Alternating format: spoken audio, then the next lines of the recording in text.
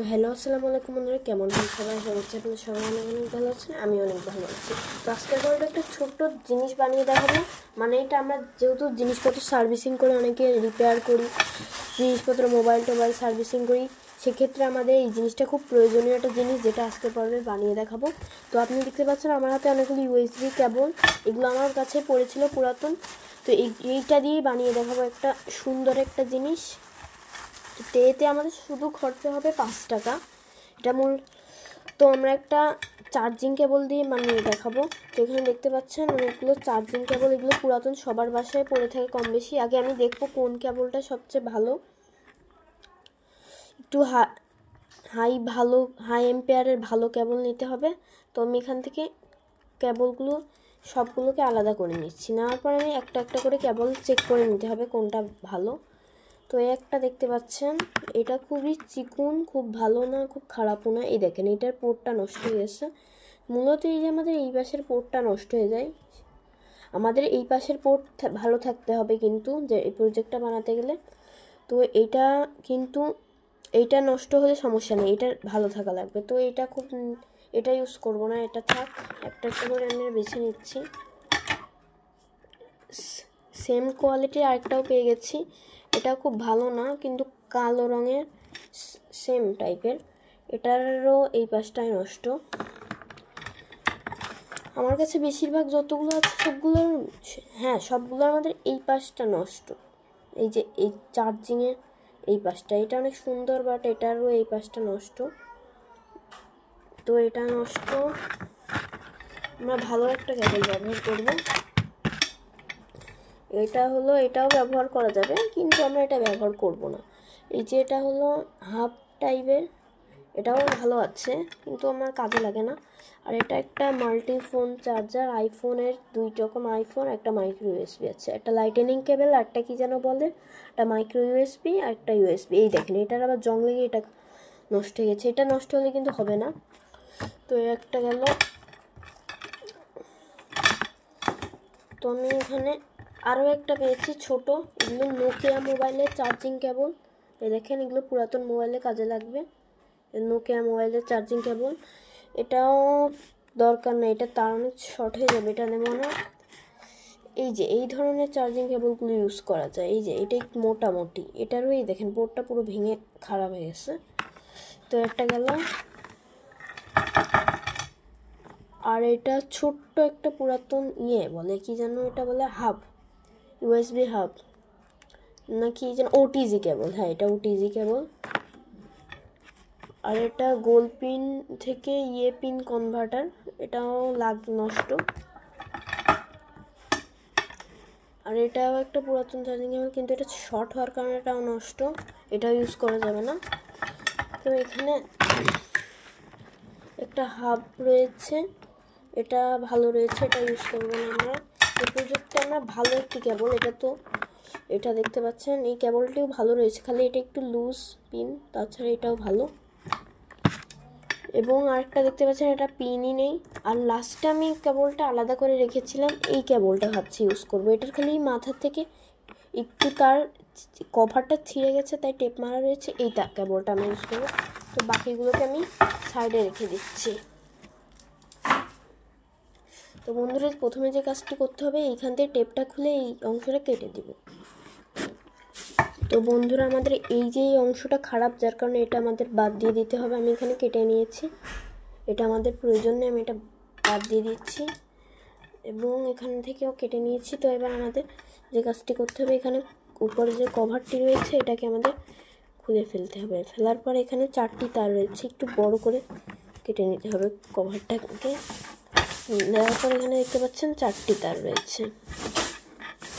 4টি তারের মধ্যে 2টা তার রয়েছে লাল এবং কালো, আর 2টা ডাটা তার ওয়্যার বলে, এই দুটাকে সবুজ এবং হলুদ।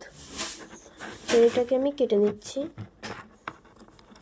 এই দুটো আমাদের প্রয়োজন নেই, এই দুটাকে আমরা কেটে নিব।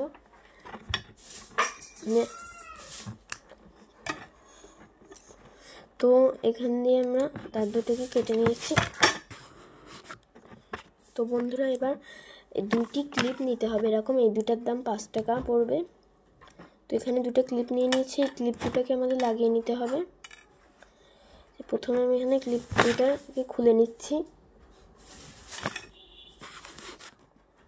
তো বন্ধুরা এইখানে আমাদের এখান দিয়ে এইভাবে একটু তারটাকে একটু ছিলে নিতে হবে। নেওয়ার পর আমাদের এই তারটাকে এখানে কানেকশন করে দিতে হবে, সুন্দরভাবে কানেকশন করে দেব।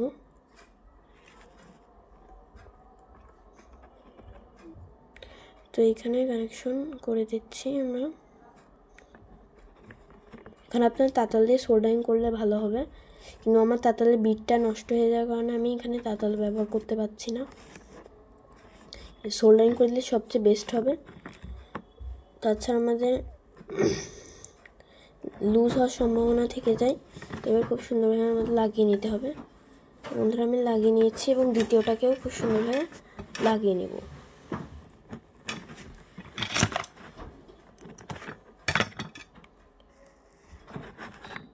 কীভাবে লাগাচ্ছি একটু ভালোভাবে দেখে নেবেন।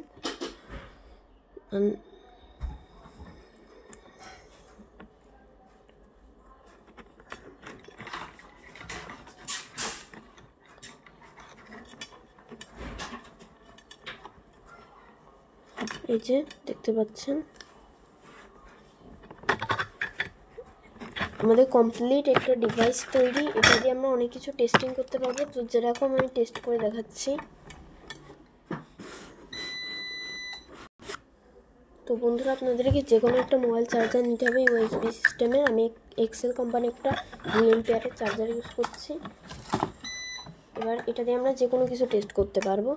আমি আপনাদেরকে টেস্ট করে দেখাচ্ছি, মানে এটা দিয়ে মোবাইলের কাজ অনেক কিছুই করা যাবে। যেরকম আপনাদের উদাহরণস্বরূপ আমি মাল্টিমিটারটিকে 20 ভোল্টে সিলেক্ট করে নিলাম। তারপর দেখি এখানে ভোল্ট আসে কিনা আগে।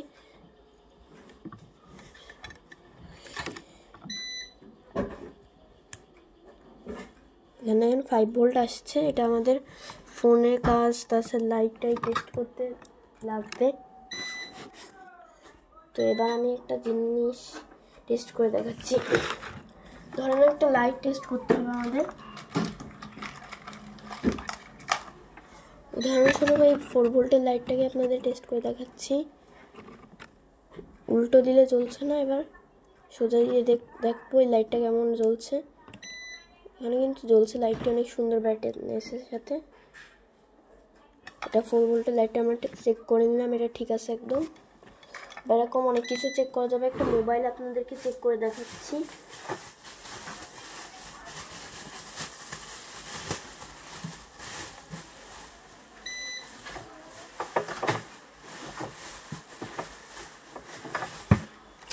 ধরেন এই মোবাইলটাকে আমরা প্লাস মাইনাস দিয়ে চেক করে দেখাবো।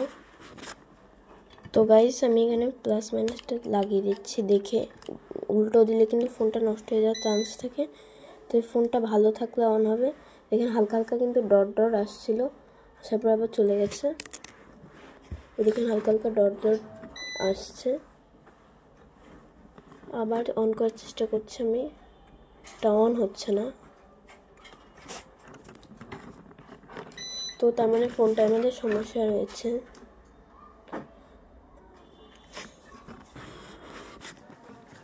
তো বন্ধুরা লাস্ট আমি এখান দিয়ে একটা ভোল্ট মিটার টেস্ট করে দেখাচ্ছি।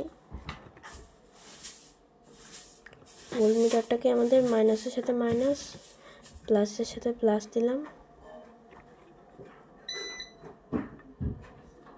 দেখেন খুব সুন্দরভাবে জ্বলছে।